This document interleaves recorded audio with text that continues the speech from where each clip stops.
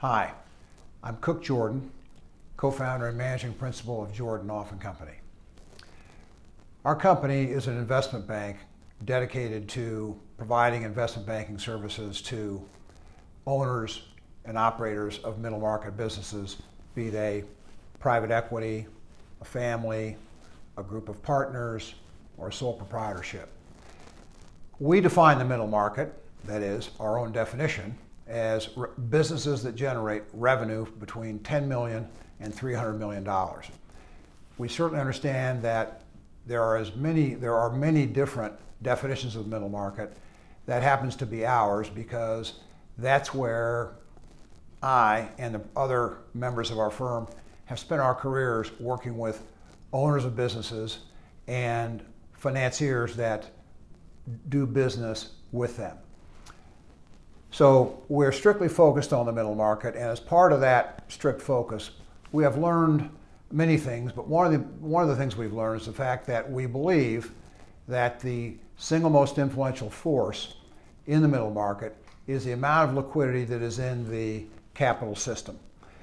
Similarly, we believe, and experience has taught us this, that the US and Canadian capital systems and their economies are tightly linked now, such that they are one symbiotic system that operates together as one capital system.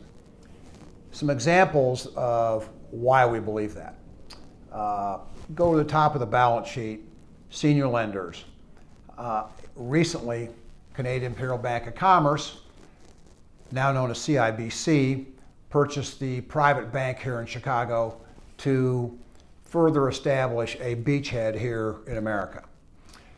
Similarly, BMO, Bank of Montreal, formerly, is among the most aggressive lenders in America. And we've learned in the last 24 to 36 months in transactions and watching them and watching their behavior and the types of credit agreement proposals that they presented to clients. So at the top of the balance sheet, purely aggressive, capital moving, wanting to deploy from Canada base into America. Moving down the balance sheet to equity section of the balance sheet, a band of Canadian public pension funds, I believe it's 6 of them, jointly opened an office in New York City to make investments in American companies. And those would most typically be mezzanine down to equity investments. So that kind of activity demonstrates the fact that the two systems operate together. Now, experience has taught us that the amount of cash liquidity, which we define as cash plus cash equivalents, regulates the strategic plans and the decisions of all middle market constituents. And so given the importance of that we've learned in our business, we have started publishing a report that tracks what we call the storehouses of capital in Canada and the US.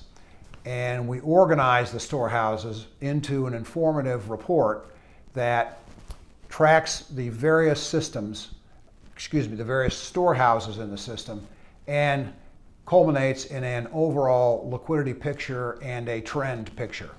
I have here a copy of the report, and it may be hard to see, but I'm trying to make the point here that this is the report, and it is commentary and graphs. Example, this is the amount of cash, the excess reserve of depository institutions, banks in the US and Canada. Another example is the venture capital and private equity overhang, that is the amount of uninvested capital commitments in the hands of private equity and venture capital.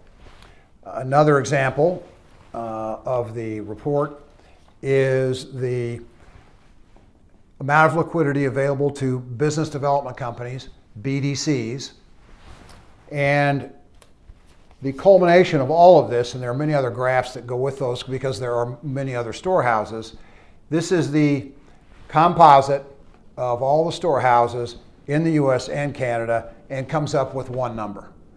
And we have also, going back as far as 2014, we track the liquidity trend of the combined systems.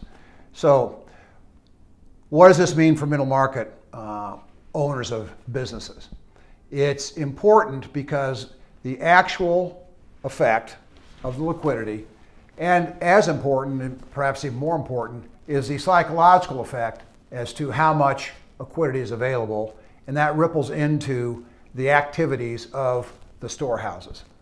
So our report is designed to be a tool for owners of middle market businesses, be it private equity or a family or a partnership or a sole proprietor, to be able to track the liquidity that impacts his business, because if there's a capital need or a capital function that business is wanting to undertake, the amount of liquidity is going to be first and foremost influence on that capital. Our report is available in our research library, and we'd be happy to have you visit it. And if you would like a subscription, you can also sign up for it if you visit and review the report. Thank you very much for taking the time to review this video.